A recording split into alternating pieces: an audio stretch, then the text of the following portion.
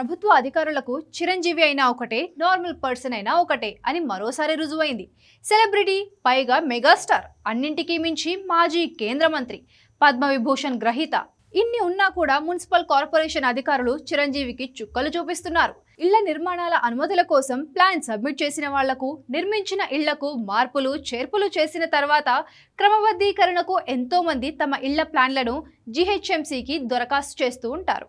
అలాంటి దరఖాస్తులను మామూలుగా అయితే సంబంధిత అధికారులు ఒకసారి ఫీల్డ్ తనిఖీలు చేసి అభ్యంతరాలు ఉంటే చెప్పాలి, లేకపోతే అనుమతిస్తూ సమాచారం అందించాలి. అయితే ఈ పనులన్నీ అనుకున్నంత వేగంగా జరగవు.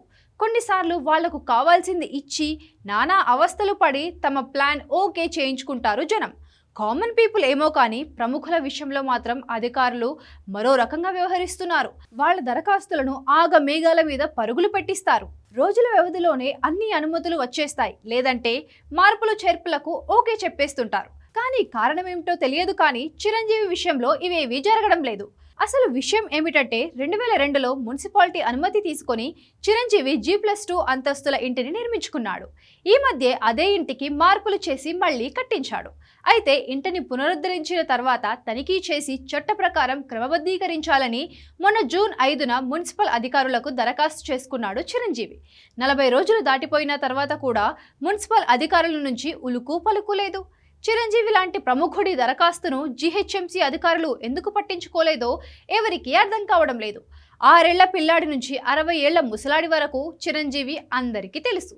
అలాంటి మెగాస్టార్ దరఖాస్తు కూడా మన మున్సిపల్ అధికారులు తీసి పక్కన పెట్టారు.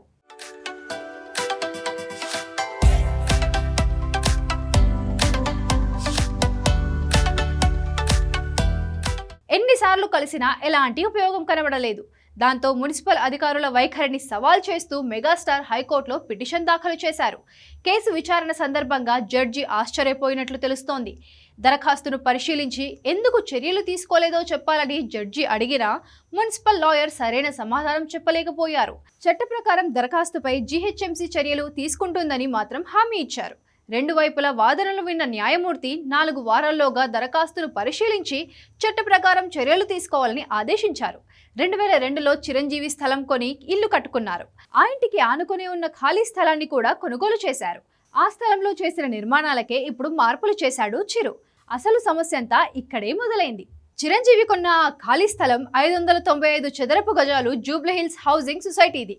కమ్యూనిటీ ఉపయోగాల కోసం సొసైటీ ఆ 595 చదరపు గజాల స్థలాన్ని పక్కన పెడితే సొసైటీలోని కొందరు చిరంజీవితో కుమ్మక్కై 20 కోట్ల స్థలాన్ని 4 కోట్లకే కొనుగోలు చేశారనేది ఆరోపణ. కమ్యూనిటీ పర్పస్ కోసం కేటాయించిన స్థలాన్ని సొసైటీ అమ్మకూడదు, ఎవరు కొనకూడదు. మామూలుగా సొసైటీ స్థలం ఎవరికైనా అమ్మాలంటే వచ్చిన దరఖాస్తులను పరిశీలించి సమావేశంలో చర్చించి నిర్ణయం చేస్తుంది. కానీ ఇక్కడ అలాంటి ప్రొసీజర్ పాటించకుండానే 2-3 కలిసి అనధికారికంగా చిరంజీవికి అమ్మేశారు. ఇదే ఆయన దరఖాస్తు పక్కన పెట్టడానికి కారణమంటున్నారు.